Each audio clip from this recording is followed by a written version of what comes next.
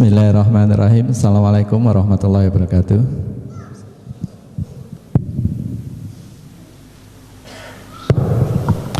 Alhamdulillahirrabbilalamin. Nabihi nasta'in ala umuri dunya wa din. Wassalatu wassalamu ala sayyidil mursalin Sayyidina maulana Muhammadi wa ala alihi washabihi asma'in. Amma ba'du. Alhamdulillah, Iman Filas sekalian, ini sebenarnya silaturahim saya yang ketiga kalau nggak salah tempat ini. Tetapi karena dari angkatan-angkatan yang berbeda, mungkin saya ketemu dengan angkatan-angkatan sebelumnya. Tapi dengan ustadz-ustadznya insya Allah sudah familiar karena sudah pertemuan yang kesekian kali.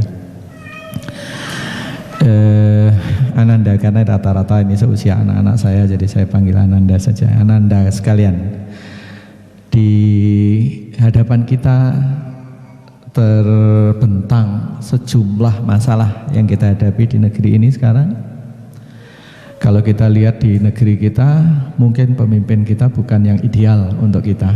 Kita tahu semua. Lebih parah lagi di Jakarta, seolah-olah tidak ada muslim yang layak memimpin. Maka dipimpinlah orang non-muslim. Di Surabaya tidak ada lelaki yang layak memimpin. Bahkan untuk menantang pilkada saja pada nggak berani. Itu menunjukkan ujung dari gunung es dari persoalan yang dihadapi umat ini. Belum lagi segudang masalah lain. Masalah makanan, kita negeri yang ijo royo-royo ini kita terperdaya dengan berbagai makanan impor yang bukan hanya menyita kita dari sisi ekonomi, tetapi juga merusak kesehatan kita. Dari masalah ekonomi, budaya, politik, semua umat ini dalam kondisi lemah. Padahal Allah janjikan, wala tahinu wala tahzanu wa antumul a'launa in kuntum mu'minin. Lantas di mana janji Allah ini? Apakah janji Allah tidak benar? Kita yakini semua janji Allah benar. Allah janjikan pasti diberikan kekuasaan kepada pemimpin, pada umat ini. Tapi kenapa tidak? Sekarang kekuasaan tidak di tangan kita. Kekuasaan ekonomi, politik, perdagangan dan lain sebagainya. Kira-kira penyebabnya apa? Muslim yang menghafal Al-Quran luar biasa banyaknya. Euforia menghafal Al-Quran seperti Ananda sekalian ini di Jakarta, di seluruh negeri luar biasa. Tapi kenapa keunggulan tidak juga atau belum juga datang? Ada yang tahu penyebabnya? Penyebabnya ada sama Allah ditaruh di satu ayat sebelumnya dari walatainu walatahzanu. Ayatnya adalah hadza bayanul linnas wa hudaw wa mau'izatul lil muttaqin. Yang berlaku janji Allah, suatu negeri akan bila penduduknya beriman dan bertakwa akan dibukakan berkah dari langit dan dari bumi. Tapi siapa yang bertakwa itu? Adalah yang menggunakan Al-Quran sebagai huda wa mu'idzah. Kalau kita baru membaca, menghafal, hatta sampai paham, itu kategorinya masih linas. Semua orang bisa, hadza bayanul linnas. Orang-orang bule pun membaca Al-Quran karena ada terjemahnya banyak. Non-muslim banyak yang baca dan tahu artinya. Tetapi manakala Al-Quran tidak digunakan sebagai huda, sebagai petunjuk, wa mau'idzah dan nasihat, maka itu belum menjadikan kita sebagai orang yang bertakwa.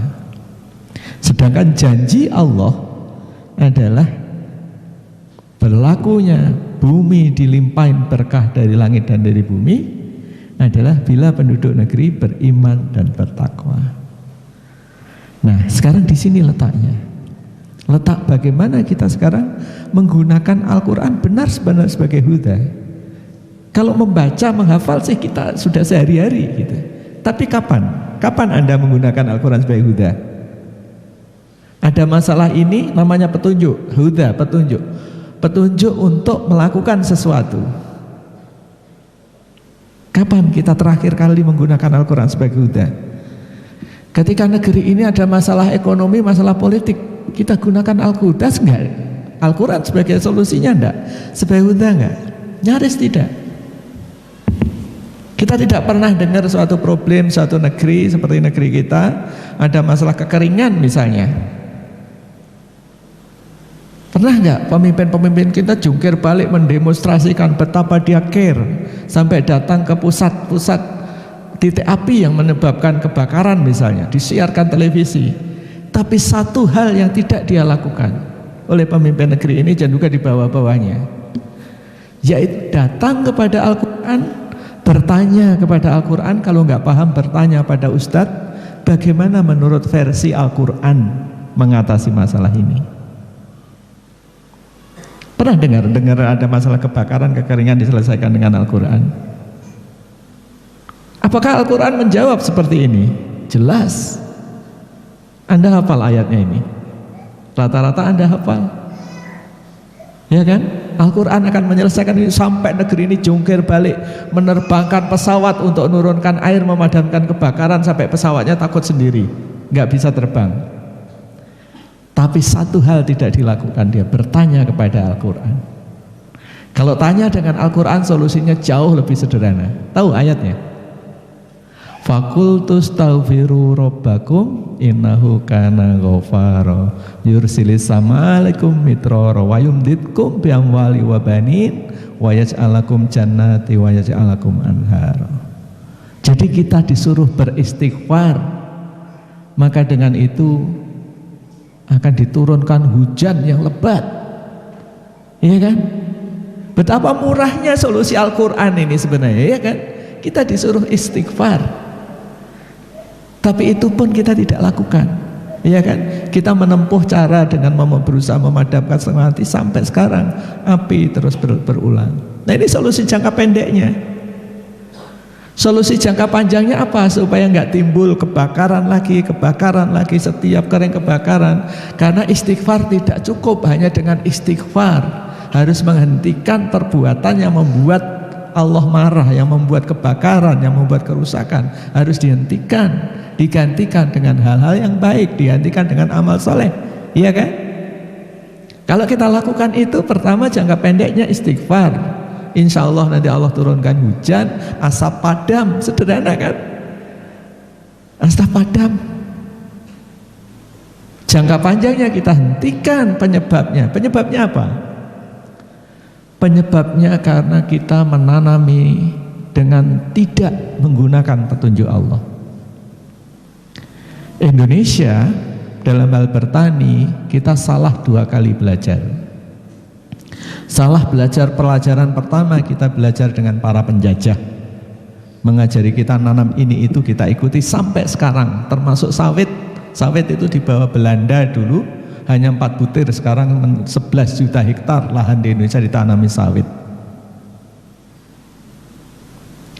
Diajari Belanda, kita nurut sampai sekarang nanam 11 juta hektar. Diajari Al-Quran, kita bantah, kita tidak lakukan. Apakah Al-Quran mengajari? Mengajari. Bahkan Al-Quran mengajari kita menghidupkan bumi yang mati. Ya, bayang Allah, kalau Allah menggunakan kalimatnya straightforward. Wa ayatul lahumul ardul maitah ahyainaha wa akhrajna minha habban faminhu ya'kulun. Selanjutnya wa ja'alna fiha jannatin min nakhil wa anab wa fajjarna fiha minal uyun. Surat apa? Yasin, kita semua hafal. Jadi di bumi yang mati sama Allah diajari menghidupkannya dengan biji-bijian. Kita sekarang nggak nanam biji-bijian, kita impor kedelai dengan jumlah yang sangat banyak, padahal ditanam di bumi yang mati hidup. Setelah nanam kedelai, nanam biji-bijian jenisnya ribuan, salah satunya adalah kedelai, kacang tanah segala macam. Kemudian setelah itu kita bisa nanam wajalna jannati wa nakhil wa anab. Jadi nanam kurma dan anggur. Kalau itu kita lakukan, wa fajjarna fiha minal uyun. Tanah yang ditanami kurma akan memancarkan mata air. Lihat. Tapi ada kita yang nanam kurma. Ya ada 1-2. Tapi nggak sampai jutaan hektar kayak dia. Kenapa? Coba diajari Belanda suruh nanam sawit, kita tanam serta merta jutaan hektar. Diajari Al-Quran Suruh nanam kurma, berapa banyak muslim ini? Jutaan muslim di Indonesia. Setiap kali saya nanam kurma, saya cerita, orang selalu bertanya, berbuah nggak Pak? Berbuah nggak Pak? Nah, karena kita banyak bertanya ini, siapa yang banyak bertanya di Al-Quran? Bani Israel. Karena kita banyak bertanah, kita nggak nanam-nanam, gitu. Sehingga yang ya itu tadi, masalah demi masalah. Loh, satu tanaman namanya sawit sama sekeluarga sama palem, sejenis palem dengan kurma. Tapi kurma sama Allah dikabarkan dia memancarkan mata air. Kok bisa ada tanaman sawit mestinya kan sama satu keluarga? Tahu nggak penyebabnya? Kita diberi lagi jawabannya di Al-Quran, di mana coba yang menjelaskan kenapa sawit berbeda dengan kurma. Ada penjelasannya sejak Allah menurunkan manusia pertama di muka bumi. Dua anak Adam, yang satu jadi pembunuh, yang satu jadi anak soleh. Itu bercerita tentang satu keluarga bisa lahir yang satu soleh, yang satu zalim, yang satu jahat. Tanaman pun demikian. Di antara tanaman, jangankan tanaman, anak manusia, anak nabi bahkan, ya kan? Anak nabi pun ada yang seperti itu, yang membunuh saudaranya ada, apalagi tanaman. Jadi tanaman itu ada yang soleh, yang disebutkan di Al-Quran kurma, disebutkan dalam hadis Nabi seperti seorang mukmin. Ada yang jahat, mengambil air sangat banyak, yaitu sawit. Cilakanya kita memilih menanam sawit dari menanam kurma, maka terjadi kebakaran yang terus-menerus seperti ini. Lagi-lagi sudah diingatkan dalam kondisi kebakaran bertahun-tahun, setiap tahun terjadi kebakaran. Kita belum juga bertaubat, kita belum juga beristighfar, ya kan? Nah, maka dari itu solusi tidak datang ke kita karena kita belum memenuhi. Diperintahkan fakultus taghfiru rabbakum. Kita disuruh beristighfar dalam kondisi tersebut. Nah, ini sekedar contoh Anda sekalian ya. Jadi ini sekedar contoh betapa Al-Quran memberi solusi. Tadi saya dengan Ustadz Zaki saya tantangin, silahkan ngadakan forum mengeksersis. Karena kelemahan mendasar dari pendidikan kita sudah mengajarkan orang membaca Al-Quran, sudah mengajarkan orang menghafal Al-Quran, sudah mengajarkan orang menghafal Al-Quran. Next stepnya yang belum, bagaimana menggunakan Al-Quran untuk benar-benar menyelesaikan masalah yang konkret.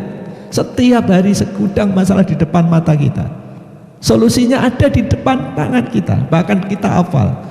Tapi ketika kita tidak menggunakannya, maka kita tidak akan pernah bisa mengatakan. Saya kasih contoh, misalnya saya pernah suatu saat berlomba di perlombaan menembak. Yang lawan saya menembak itu ada yang kapten, ada yang mayor gitu ya, di kepolisian, di angkatan. Kenapa orang sipil seperti saya bisa menembak lebih akurat daripada? Sederhana. Saya kalau menembak saya berlatih bisa sampai ratusan. Sedangkan tentara-tentara dia punya senjata, dipegang terus tiap hari. Tapi sebulan menembakkan satu peluru belum tentu dia. Karena dijatah dia. Dijatah latihannya itu entah berapa peluru sebulan. Bisa dibayangkan ya? Pada diri Anda terkumpul 6.000 sekian ayat. Ketika tidak pernah dilatih, di-exercise untuk menggunakan, maka tidak menyelesaikan. Di negeri ini itulah yang terjadi. Penduduknya mayoritas muslim, tetapi muslim yang tidak menggunakan Al-Quran, muslim yang baru tahap linnas tadi. Maka suatu saat ketika datang kepada Rasulullah SAW, orang Arab Badui mengaku beriman, langsung dibantah oleh Allah. Katakanlah wahai Muhammad, kalian belum beriman. Di surat apa? Surat Al-Hujurat. Yang beriman seperti apa? Innamal mu'minuna alladzina amanu billahi wa rasulihi tsumma lam yartabu. Orang yang beriman adalah beriman pada Allah dan Rasulnya, kemudian tidak lagi ada keraguan.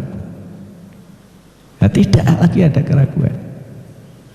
Nah, Setelah itulah baru kita akan bisa diunggulkan, karena nanti orang beriman bertakwa itu yang menggunakan Al-Quran sebagai huda wa mau'izah. Al-Quran, saya kasih contoh satu lagi. Nanti kita lebih banyak diskusi ya supaya tahu Anda. Tapi yang saya ingin tekankan adalah next step yang Anda perlu lakukan adalah mengexercise menggunakan Al-Quran sebagai huda wa mau'izah. Satu cerita lagi. Suatu saat serombongan musyrikin, kaum musyrikin datang kepada Nabi. Seperti biasa kaum musyrikin itu suka usil. Datang kepada Nabi bertanya begini, wahai Muhammad, seluruh Nabi datang dengan dibekali mukjizat. Nabi Musa dibekali dengan tangannya yang bercahaya, Nabi Isa dibekali dengan kemampuan mengobati orang buta dan orang sakit lepra. Sekarang mukjizatmu apa? Gitu. Tak pertanyaan kaum sekelompok musyrikin itu. Rasulullah SAW yang dijawab apa? Yang dijawab adalah aku membawa ini. Kemudian Rasulullah membacakan 6 ayat mulai dari ayat 190 surat Ali Imran. Inna fi khalqis samawati wal arwah tilafil laili wan nahari la ayatul albab sampai fastajaba lahum rabbuhum anni laudi wa mal amilin minkum. Yang dibacakan itu. Hikmahnya apa? Coba. Padahal kita tahu mukjizat Nabi adalah seluruh Al-Qur'an. Mengapa ketika datang kaum musyrikin menanyakan kenabian Nabi, yang ditunjukkan kenapa Nabi tidak menyatakan aku membawa ini dan yang ditunjukkan Al-Quran atau disebutkan Al-Quran, tapi yang dibacakan 6 ayat tadi. Wallahu alam, alasannya hanya Allah dan Rasulnya yang tahu, tetapi hikmahnya adalah bahwa hanya dengan 6 ayat ini saja Muslim seharusnya sudah mengungguli orang-orang di luar Muslim. Inna fi khalqis samawati wal ardi wa ikhtilafil laili wan nahari la ayatil ulil albab. Siapa ulil albab itu? Alladzina yadhkurunallaha qiyaman wa qu'udan wa 'ala junubihim wa yatafakkarun. Berpikir tentang apa? Wa yatafakkaruna fi khalqis samawati wal ardi Rabbana ma khalaqta hadza batila subhanaka wa qina adzabannar. Bayangkan, dari 6 ayat Muslim sudah diunggulkan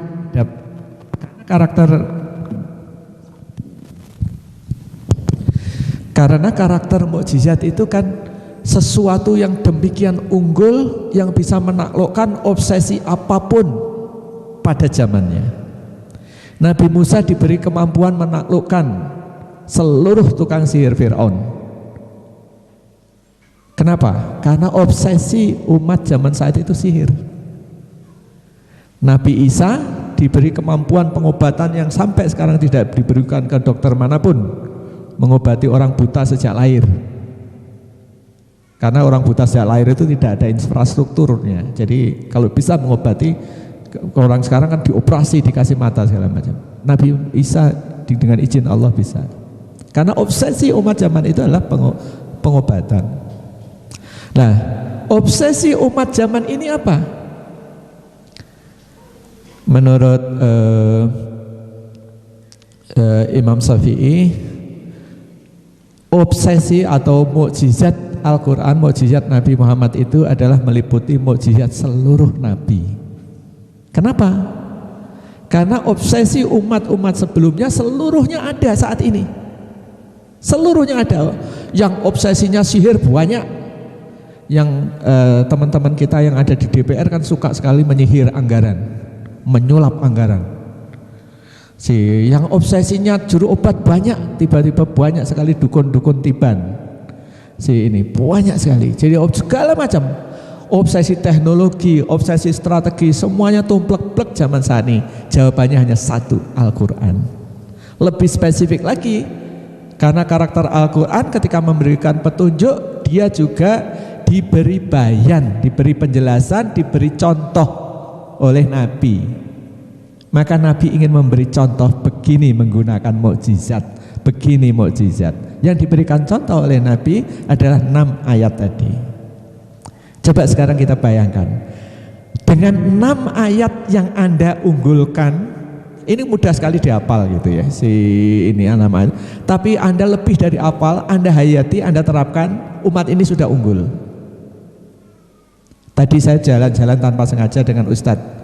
Lihat di bawah ada kambing. Saya tanya Ustadz, kalau lihat gedebok pisang, apa yang Anda lihat? Apa yang Anda lihat kalau lihat gedebok pisang? Sampah kan? Mayoritas orang melihat sampah kan, karena kenyataannya dibuang kan? Coba hayati dengan ayat tadi. Rabbana ma khalaqta hadza batila. Tidak ada yang sia-sia yang Kau ciptakan Allah. Apa yang langsung berubah? Ketika Anda menghayati ayat tadi, melihat gedebok pisang, sama-sama gedeboknya masih sama. Ketika Anda menghayati tanpa penglihatan Al-Quran, karena Al-Quran adalah cahaya nur. Ada botol segede ini, kalau nggak ada cahaya nggak kelihatan di depan mata, ya kan? Karena cahaya yang membuat ini kelihatan. Ini itu. Ada Al-Quran, tapi tidak Anda pahami, Anda tetap bisa tidak melihat. Sampah ya sampah, gedebok pisang ya gedebok pisang. Tapi ketika Anda pahami dengan ayat tadi, Rabbana ma khalaqta hadza batila, maka tiba-tiba Anda melihat sejuta manfaat dari gedebok pisang tadi. Ya kan? Karena Anda akan berangkatnya sudah prasangka baik bahwa Allah ciptakan ini tidak sia-sia. Memang nanti Anda butuh prajurit ilmu pengetahuan dan lain sebagainya untuk bisa menguraikan, tapi penglihatannya harus dilihat dulu. Kalau Anda sudah lihat sampah, maka Anda tidak akan berupaya memahaminya. Tapi kalau Anda melihat bahwa itu sebagai sumber segala macam kebaikan, Anda akan mencari kebaikan apa yang terbawa di gedebok pisang itu. Dari mana kita memahami? Bisa dari alat instrumen yang namanya ilmu pengetahuan, bisa dengan ayat-ayat lain. Ulama sepakat, tafsir Al-Quran yang terbaik adalah dari Al-Quran, dari ayat yang lain. Di mana ayat lain yang menjelaskan? Assalamualaikum Ustaz.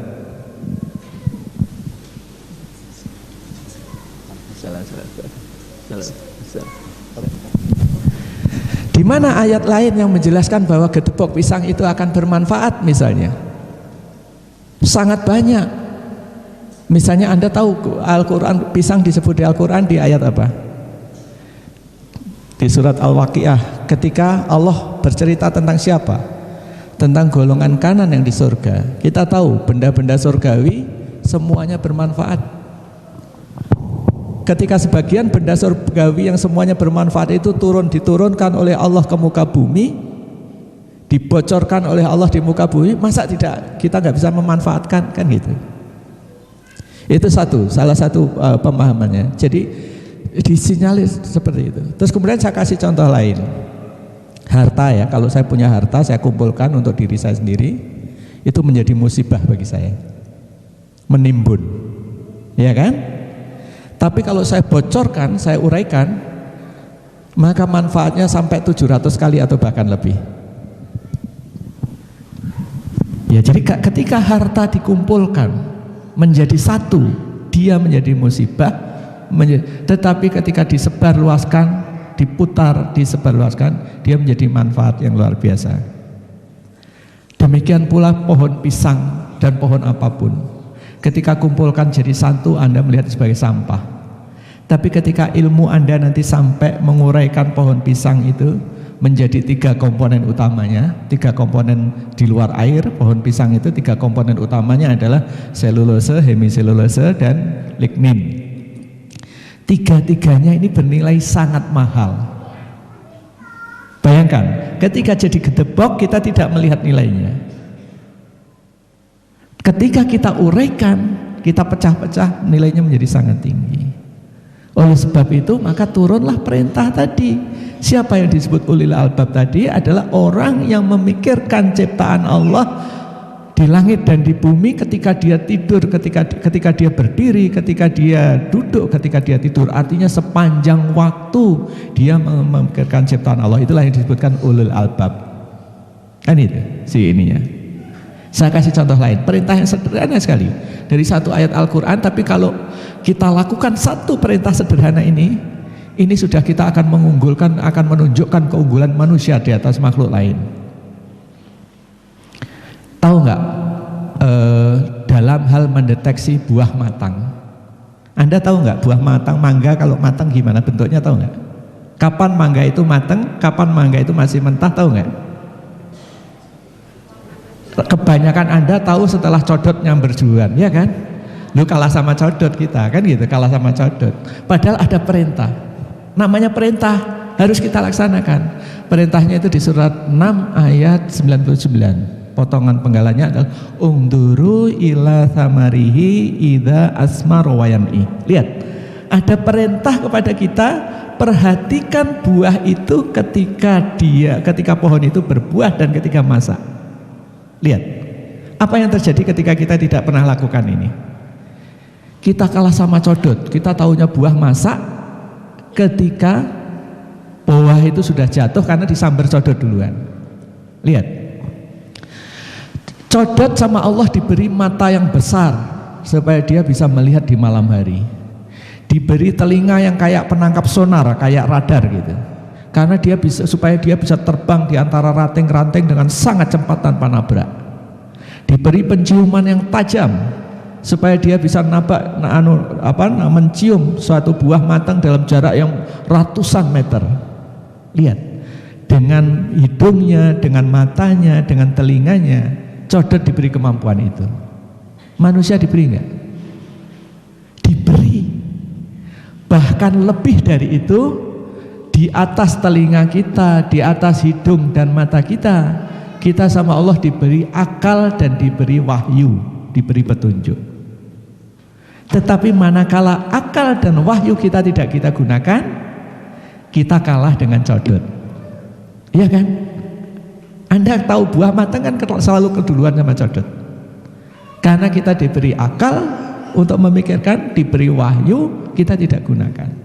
Kalau kita gunakan ini aja, perintah satu ini aja, maka Indonesia itu sudah kaya raya dengan segala macam buah-buahan. Tapi mengapa kita selalu impor? Kita selalu mengimpor buah-buahan karena kita tidak mengamalkan wahyu, memperhatikan buah-buahan ini ketika masak. Mayoritas buah kita jatuh busuk, kita tidak makan di tengah kelaparan manusia kita. Ya kan?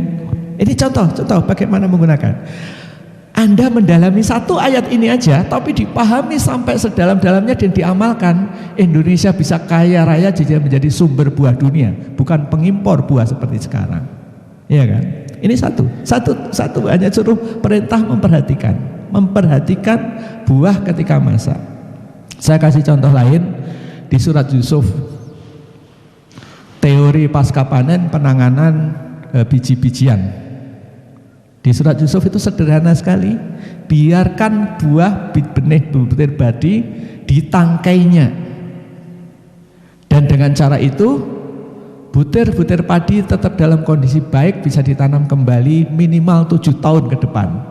Lihat, ilmu manusia yang paling canggih sekalipun saat ini di Amerika, ketika saya impor biji benih alfalfa misalnya, di karungnya itu sudah distempel usia benih ini hanya 2 tahun. Lihat.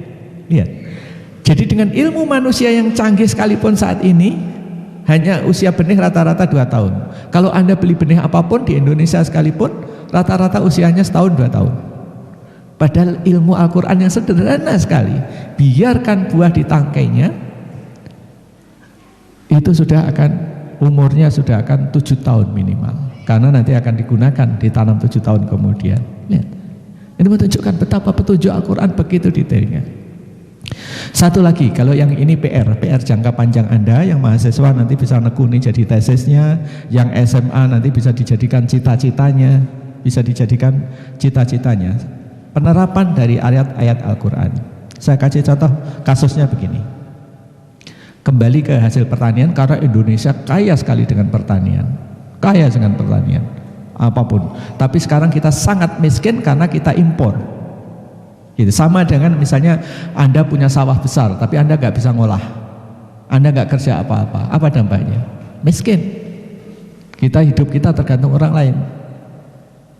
Tapi kalau kita pintar mengelola, meskipun kita nggak punya lahan, kita bisa makmur.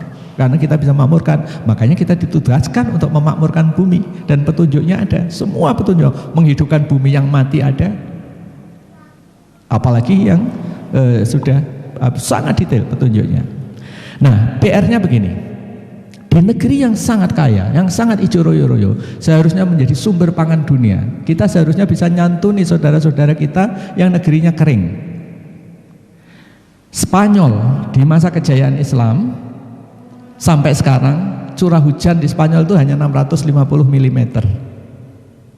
Gunung Kidul yang kita pandang sangat kering, curah hujannya masih 1900 mm per tahun.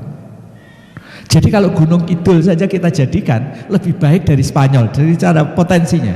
Bayangkan, bisa lebih makmur untuk pertanian. Nah, ini challenge bagi kita untuk bisa memakmurkan. Petunjuknya ada sangat detail di Al-Quran. Tadi menghidupkan bumi yang mati dengan biji-bijian. Nanti ultimate kemakmuran itu seperti apa? Tahu nggak di Al-Quran di mana ultimate kemakmuran lahan seperti apa? Ada di surat Saba, baldatun thayyibatun wa rabbun ghafur. Didefinisikan di surat Saba itu negeri yang makmur, kanan kirinya kebun, dan kebunnya itu dimakan, artinya memberi makanan. Dan lanjutan ayat itu, kalau ini di surat Saba 16, 15, di surat 16-nya menjelaskan sebaliknya. Negeri orang-orang yang lalai, buminya masih hijau royo-royo, tetapi tanamannya, buahnya tidak bisa dimakan. Nah, sekarang dari situ kita sudah bisa melihat sekarang. Anda lihat kiri kanan kita, dari Jogja ke Solo, dari Jakarta ke Semarang, dari Semarang ke Surabaya, lihat kanan kiri masih hijau apa enggak? Insya Allah masih hijau. Pertanyaan berikutnya, dimakan apa tidak? Nah, itu yang membedakan kita, kan itu.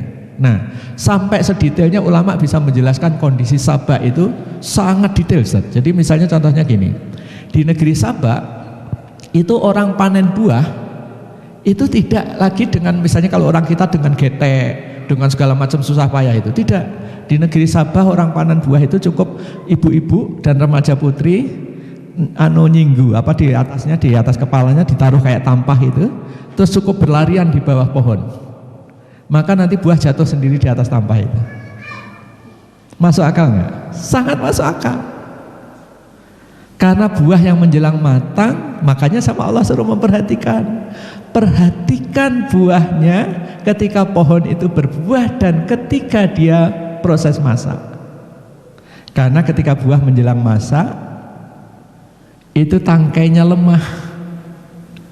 Ketikanya tangkainya mulai lemah, pas tangkainya lemah mendapatkan getaran yang sangat ringan dari kaki ibu-ibu yang berlarian tadi, dia sudah berjatuhan, tek, tek, tek, tek. Tapi ini jangan diterapkan ya kalau pohon kita durian ya, bahaya.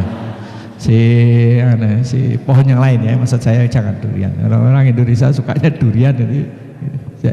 Nah, artinya petunjuk itu begitu detailnya untuk memakmurkan bumi, dari yang contoh yang ekstrem di bawah sampai yang ekstrem makmur kayak apa. Bahkan perintah detailnya di setiap itu karakter Al-Quran adalah huda linas wa bayyinati minal huda wal furqan. Termasuk penjelasan itu sangat detail. Misalnya pekerjaan yang terbaik nih, saya kasih contoh ini, mohon maaf ya ibu-ibu, remaja putri, mohon maaf. Saya selalu ngasih solusi ini soalnya ketika pemerintah ada masalah-masalah TKW, saya selalu hentikan TKW, hentikan TKW, hentikan TKW. Nggak pernah digubris. Alasannya adalah tidak ada pekerjaan di Indonesia, sehingga ini solusi. Saya bilang solusinya bukan TKW. Apa solusinya? Solusinya di Al-Quran, pekerjaan wanita apa Bu yang baik? Pekerjaan istri Nabi, pekerjaan putri-putri Nabi, menggembala. Iya, coba ini seolah-olah seperti ini, tapi seolah-olah joke, tapi coba perhatikan ya. Nabi Musa ketika ketemu calon istrinya lagi di mana? Iya kan? Ya jadi itulah. Nah, coba bayangkan sekarang, seolah itulah, makanya Al-Quran kalau belum diamalkan, belum diterapkan, seolah-olah aneh, karena Al-Quran turun ke zaman itu, saat itu aneh, akan kembali aneh. gitu. Tapi begitu kita hayati akan nampak sekali betapa benarnya Al-Quran. Saya kasih contoh, orang-orang wanita yang di Jabodetabek tahu betul ini. Misalnya, lebih berbahaya mana seorang wanita berangkat dari Bogor, dari Bekasi, dari Depok, berdesakan di kereta api, ketemuan laki-laki, nanti di kantornya bertemu sekian banyak lelaki yang bukan muhrimnya, dengan menggembala domba.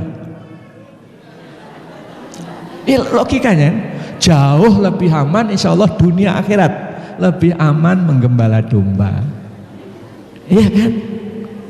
Loh kok kayaknya kok menggembala domba gitu, kayaknya gitu. Coba tapi dihayati, tentu dikembangkan dengan teknologi, dengan segala macam sini. Itu kekuatan, bahkan ini didukung. Pekerjaan terbaik. Ya ini kalau ini laki-laki adalah berperang menyambut datangnya maut, naik ke medan jihad, atau menggembala domba di tempat turunnya hujan. Harta terbaik adalah domba-domba yang digembala di tempat turunnya hujan dan di tempat tumbuhnya pohon dan lain sebagainya. Jadi, dan itu harta terbaik, pekerjaan terbaik. Coba, gara-gara kita tidak lakukan, kita abaikan ini, maka Indonesia sekarang impor daging. Siapa yang ngajari impor daging? Siapa yang ngajari kita makan daging sapi? Coba perhatikan hadis-hadis Nabi. Daging apa yang dimakan Nabi? Ini. Jadi begitu jelas petunjuknya ini. Jadi ada petunjuk menggembala itu di mana, bahkan kalau wanita bekerja itu kalau terpaksa, maksud saya ya. Karena di situ di Al-Qur'an juga dijelaskan ketika putri Nabi Su'aib ya ditemui Nabi Musa, sebelum Musa bertanya, "Kenapa kok kamu sampai bekerja ini?" Dia menjelaskan dulu, "Aku bekerja ini karena ayahku sudah tua." Karena nggak ada. Nah ini makanya kalau TKW alasannya tidak ada pekerjaan di Indonesia, misalnya tidak punya suami, ayahnya sudah tua, solusinya solusi putri Nabi Musa tadi. Insya Allah jauh lebih aman. Itu tinggal kita bagaimana mengadakan environmentnya yang lebih baik dan lain sebagainya. Ini contoh betapa Al-Quran memberi petunjuk sangat detail pekerjaan itu apa. Bahkan saya kasih contoh lagi, ini ibu-ibu, kalau ini yang Bu, ya ibu pasti senang. Bagi ibu-ibu yang tidak bisa masak, ya, bagi ibu-ibu yang tidak masak, saya kasih resep masakan sekaligus cara memasaknya. Dijamin enaknya karena yang mengabarkan adalah Al-Quran, yang mengabarkan resepnya. Jadi Al-Quran itu dengan bahasa yang sangat efektif mengabarkan suatu resep sekaligus cara membumbuinya. Jadi, kalau ini di surat 23 ayat 20 disebut secara ringkas wasib gilil akilin gitu. Jadi yang disebut itu adalah minyak zaitun. Jadi kalau ibu-ibu mau masak yang pasti enaknya, apa saja lumuri dia atau dioles dengan zaitun, terus kemudian dibakar, maka dia pasti enaknya. Kenapa dibakar? Nah ini saya mau menunjukkan betapa detailnya. Kenapa dibakar? Kenapa tidak digoreng? Kenapa tidak direbus? Kenapa dibakar? Karena petunjuknya di Al-Quran dibakar. Di mana ayat? Ayat yang menunjukkan Al-Quran ngajari kita masak dibakar. Di surat Adz-Dzariyat ketika Nabi Ibrahim ketemuan malaikat. Iya kan? Apa yang dibawa Nabi Ibrahim dari keluarganya? Anak lembu gemuk yang dibakar. Gitu. Nah, bayangkan kalau Nabi Ibrahim menghormati tamunya dengan itu, maka kita masak dengan cara itu, insya Allah pasti baiknya. Gitu. Jadi indah sekali petunjuk Al-Quran itu begitu indah. Ini yang bisa langsung kita terapkan. Yang sifatnya riset masa depan. Ini challenge. Kalau ini Anda yang mahasiswa mau melakukan riset ini, bisa jadi tesis sendiri Ustaz, mahasiswa Ustaz. Dunia sekarang tidak bisa mengamankan hasil pertaniannya dengan baik, sehingga banyak sekali orang kelaparan karena banyak makanan yang terbuang. Di negeri yang sangat maju seperti Amerika, kebocoran buah yang terbuang itu masih 25-30%. Bayangkan 25-30% hasil pertanian ini kalau ditangani dengan baik cukup untuk mengatasi kelaparan di seluruh dunia. Nah teorinya ada di Al-Quran.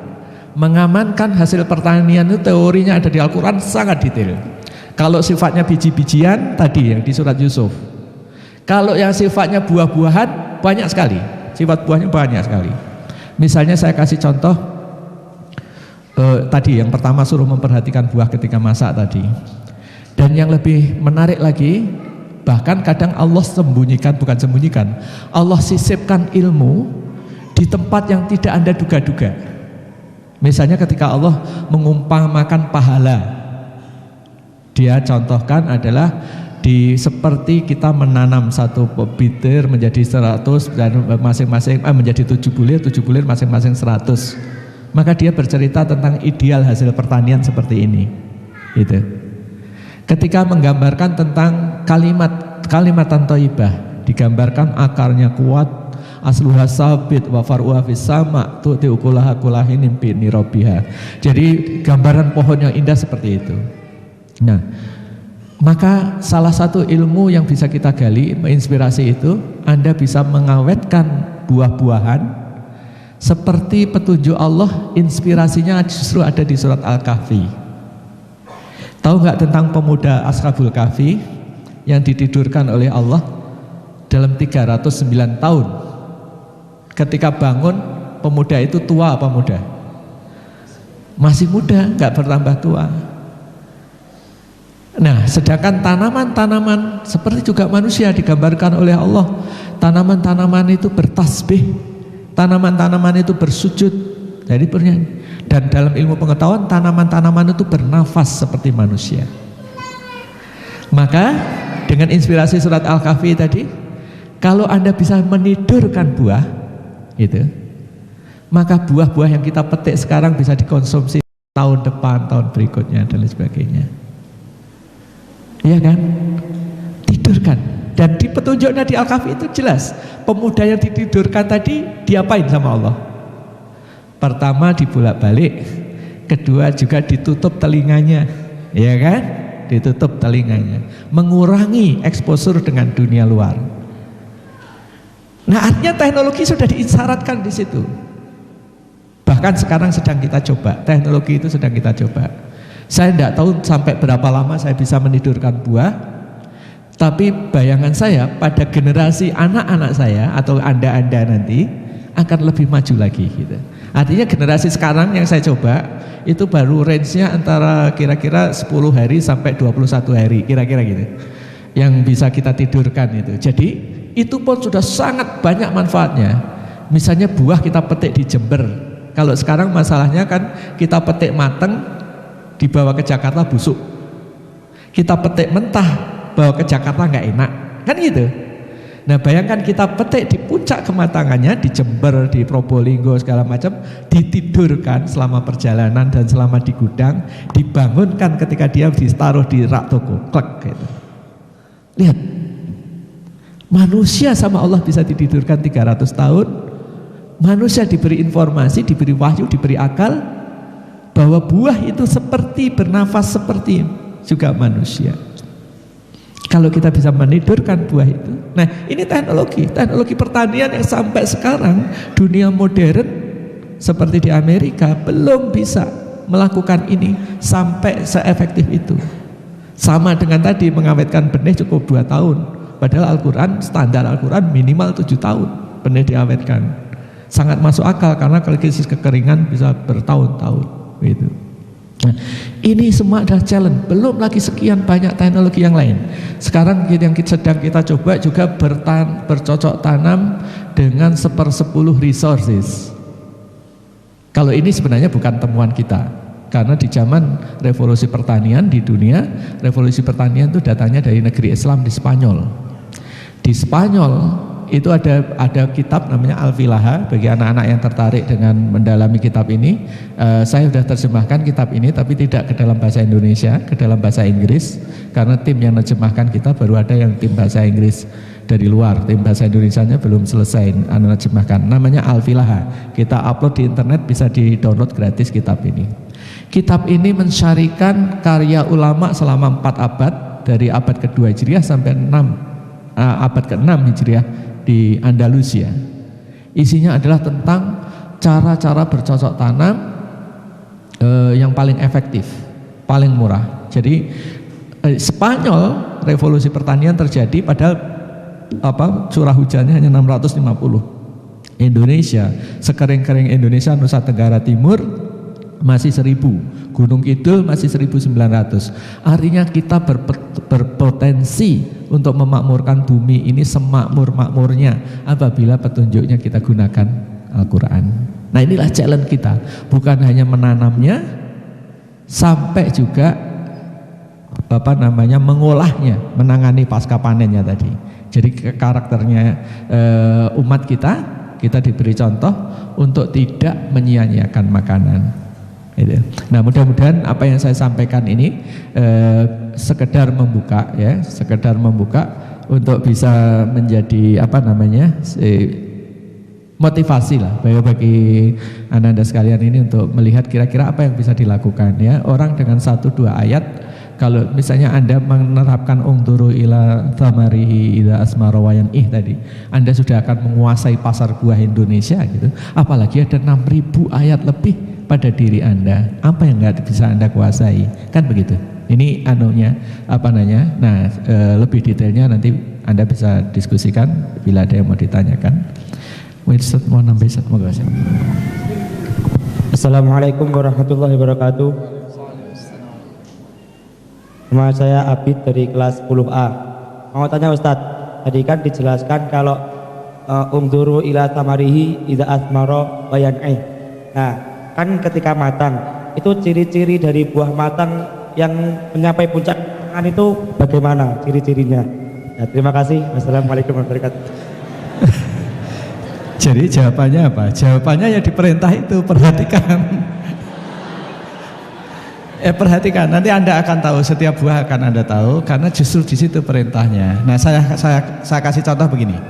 Ini saya kasih contoh ya. Kalau Anda lihat buah mangga, kalau masih muda buah mangga itu kan lancip, ujungnya 2 lancip. Nanti bertambah besar, tambah membulat, sampai membulat maksimalnya itu dia kayak punya pundak. Ya kan, di pundaknya ini tangkai terus pundak gini kan. Kalau di mangga cirinya adalah ketika pundaknya ini melebihi tangkainya. Jadi ketika ini tangkai terus pundaknya mulai gelembung ini. Nah, tahu kan ya? Kalau masih muda kan gini, tangkai terus lancip ke bawah gini, ya kan? Kalau sudah matang ini bersamaan terus ini. Nah, ini setiap buah mempunyai karakter, tapi ini dengan memperhatikan ini, nanti ketika buah Anda perhatikan mangga sudah mulai menggelembung inilah kalau mau teori pakai Al-Kahfi tadi, surat Al-Sabul Kahfi tadi, mau kita selimuti dia, kita tutup telinganya dia dalam kondisi seperti ini, supaya nanti ketika kita selimuti dia sudah dalam kondisi matang. Ketika kita bangunkan dia dari tidurnya, dia dalam kondisi matangnya itu tapi serentak. Ada yang diselimuti sepekan matang, ada 2 pekan matang, tapi nanti akan ketika kita panen matangnya akan serentak. Seperti orang disuruh tidur, ketika dibangunkan serentak bangunnya tidur, bangun dari tidurnya. Nah, nanti seperti itu. Masing-masing juga seperti itu. Hampir semua tanaman selalu dia lancip gini. Jadi ketika tumbuh dia menggelembung, tapi gelembungnya beda-beda. Gitu. Jadi ini suruh ngamati. Nah, saya kasih contoh lagi tentang korma. Korma ini diperintahkan disebutkan di Al-Quran sampai 21 kali ayat. Tapi setiap kali saya nanam korma, orang selalu bertanya berbuah enggak. Nah, alhamdulillah sekarang sudah sangat banyak bukti korma berbuah di Indonesia. Masalahnya adalah kebanyakan korma yang berbuah di Indonesia ketika dimakan dia asep, sepet gitu. Kenapa buah sepet? Nah, ini lagi ayat tadi ungduru ila samari tadi yang perlu diperhatikan. Jadi di negeri Arab sendiri mereka yakin korma terbaik adalah apabila dia matang pada saat musim panas yang sangat panas. Ini jadi artinya terjadinya seperti itu. Lah, bisa kebayang nggak panasnya Arab seperti apa? Arab itu kalau panas bisa 45, bisa sampai 47 derajat Celcius. Kita 33 saja udah panas gitu kan. Maka kalau korma kita petik di Indonesia rata-rata akan asap atau kurang manis. Nah, gimana caranya dia membuat manis? Maka orang Arab sering mengetawakan saya kalau saya nanam korma gitu. Bagaimana Anda bisa memperoleh udara yang sangat panas yang dibutuhkan untuk itu? Tetapi disinilah teknologi. Jadi yang dibutuhkan untuk memasak itu proses respirasi nama ilmiahnya, yaitu proses yang menjadikan korma itu tadinya mengandung pati menjadi mengandung gula. Nah itu proses respirasi, butuh suhu sekitar 45-47 tadi yang terbaik. Nah kalau kita ya gampang saja solusinya, dipanen asal sudah tua, kemudian kita hangatkan, ya kan? Sudah jadi seperti di Arab. Ini masalah ini saya coba langsung kemarin, sudah 2 pekan lalu, ketika saya mengunjungi ada petani korma yang sudah punya beberapa pohon korma di Indramayu. Saya datang pagi, diberi korma, dimakan sepet. Saya tahu ini, insya Allah saya tahu masalahnya. Ya karena dia butuh respirasi di suhu tinggi tadi. Tapi karena saya nggak bawa open, yang saya bawa adalah mobil, maka korma yang kita panen itu kita taruh di dak mobil itu, Zat. Yang agak panas ya, sudah panas. Mobil saya jalan belum sampai Jakarta, masih dalam perjalanan, korma yang sepet tadi sudah menjadi manis. Karena panasnya mobil di dak tadi, dia menjadi fungsi meningkatkan respirasi tadi. Gitu.